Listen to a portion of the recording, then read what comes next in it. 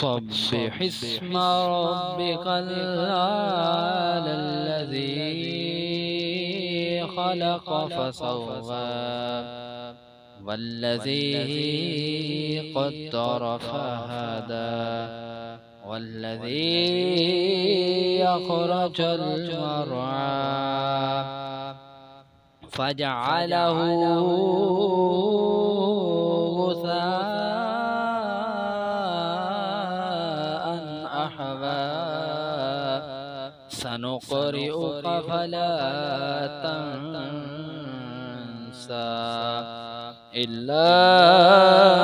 ما شاء الله إنه يعلم الجهر وما يخفى ونيسرك لليسرى فذكر إن نفعت الذكرى سيذكر من يخشى ويتجنبها الأشقى الذي يصلى النار الكبرى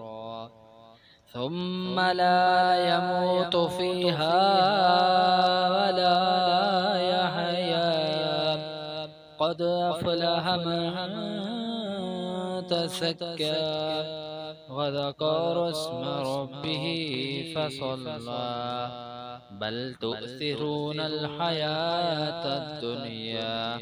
والآخرة خير وأبقى إن هذا لفي الصحف الأولى صحف إبراهيم وموسى.